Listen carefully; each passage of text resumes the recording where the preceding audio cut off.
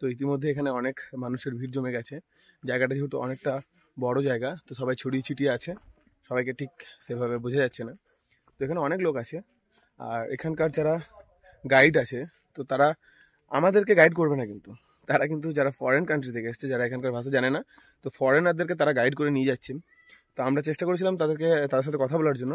তারা আমাদের সাথে একটু কি বলবো, ওটা বাজে ব্যবহারই করেছে বলবো, কারণ ব্যবহার আমাদের সাথে ভালো করেনি, আমাদেরকে একটু উপহাস করার চেষ্টা করলো যেটা দেখলাম। বাট তারা কিন্তু ফরেনারদেরকে খুব সুন্দরভাবে এক্সপ্লেন করছে, প্রত্যেকটা বিষয় সম্পর্কে তাদেরকে বলছে, প্রত্যেকটা গুহাচিত্র কত বছর পুরনো, তারপরে কে এগুলোকে ইনভেন্ট করেছে, কবে ইনভেন্টেশন হয়েছে এগুলোর, সেগুলো বিস্তারিত তারা তাদেরকে বলে দিচ্ছে। বাট আমাদেরকে কিন্তু বলছে না। তবে এটা আমাদের ইন্ডিয়া, তো অবশ্যই অতিথি দেবো ভব। তো বাইরে থেকে যারা এসছে তাদেরকে সুন্দরভাবে এক্সপ্লেন করুক, তাতে আমাদের কোনো হিংসা নেই। আমরা অবশ্যই চাই যে বিদেশিরা আমাদের ভারতবর্ষের ঐতিহ্য সম্পর্কে, আমাদের ভারতবর্ষের সংস্কৃতি সম্পর্কে জানুক, আমাদের ভারতবর্ষের সংস্কৃতি সম্পর্কে বুঝুক। এবং আমরা গর্বিত, আমরা ভারতবাসী, এবং আমরা চাই যে হ্যাঁ, পৃথিবীর আদি মানব যেহেতু আমাদের ভারতবর্ষে বসবাস করতো, তো আমরাও চাই যে হ্যাঁ, পৃথিবীর সমস্ত কিছুর মানে কি বলবো, সমস্ত সৌন্দর্যের যে এটাকে বলে না যে অধিকার, হ্যাঁ, তো আমরা চাই যে হ্যাঁ, ভারতবর্ষে মানে গোটা পৃথিবীর সমস্ত সৌন্দর্যের অধিকার আমাদেরই, কারণ আমাদের ভারতবর্ষ থেকেই সবাই সবকিছু শেখে। এটাই আমরা চাই, এটা আমরা জানি।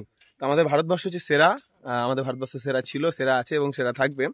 তো আমাদের ভারতবর্ষে এত সুন্দর সুন্দর জিনিস আছে, যেগুলো এখনো হয়তো অনেক জিনিস আছে যেগুলো আমরা আবিষ্কার করতে পারিনি, ইনভেনশন করা যায়নি। তো আমরা চাই যে সবকিছুই আবিষ্কার হোক। এখনো সমুদ্রের তলায়, এখনো নদীর তলায় অনেক স্থাপত্য আছে, এখনো অনেক দুর্গম গিরি প্রান্তর, অনেক দুর্গম পাহাড় পর্বত আছে, যেগুলোতে মানুষ এখনো হয়তো পৌঁছতে পারেনি। যেমন আন্দামান নিকোবর দ্বীপপুঞ্জ, আন্দামান নিকোবর দ্বীপপুঞ্জের মধ্যেও কিন্তু এখন সাধারণ মানুষ প্রবেশ করতে পারে না। তো আই থিঙ্ক আন্দামান নিকোবর দ্বীপপুঞ্জেও এরকম সুন্দর সুন্দর কিছু নিদর্শন পাওয়া যাবে। তো এরকম এটাই বলবো যে প্রকৃতিকে ডিস্টার্ব না করে, প্রকৃতির ধ্বংস না করে, প্রকৃতিকে আপনারা দেখুন এবং প্রকৃতির সৌন্দর্যকে উপভোগ করুন।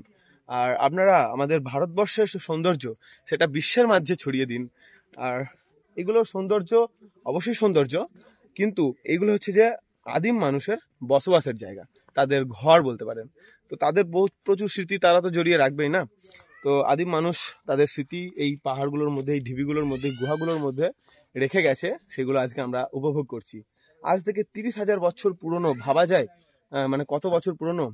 তো এত সুন্দর জায়গা আমরা দেখে সত্যি খুব ভালো লাগলো। মধ্যপ্রদেশে এসছি, আর এই জায়গাটা যদি না আসতাম তাহলে খুব সুন্দর একটা জায়গা মিস করে যেতাম। ভীমবেটকা, সাঁচি স্তূপ, এই সব জায়গাগুলো কিন্তু খুব ঐতিহাসিক জায়গা। এইসব জায়গাগুলো অবশ্যই ভ্রমণ করুন। আর এরকম আপনাদেরকে তো দেখালাম ঢিবিগুলো। তো পুরো ভিডিওটা কেমন লাগলো অবশ্যই কমেন্টে জানাবেন বন্ধুরা। আর চ্যানেলটিকে কিন্তু সাবস্ক্রাইব করতে ভুলবেন না। আমি আবারও বলছি, চেষ্টা করব ভারত ভ্রমণ করার। সব জায়গা হয়তো ভ্রমণ করতে পারবো না, সেরকম আর্থসামাজিক অবস্থাও নেই। তো চ্যানেলটাকে প্রচুর পরিমাণে শেয়ার করুন। আর এই চ্যানেলটি ট্রাভেলস অ্যান্ড ভ্লগসের জন্য আমি বানিয়ে দেবো। চ্যানেলটি আমি প্রথমে শুরু করেছিলাম সব কিছু নিয়ে, কিন্তু আস্তে আস্তে আমি এটাকে আমি ভ্লগস অ্যান্ড ট্রাভেলসের ভিডিও পোস্ট করার চেষ্টা করব।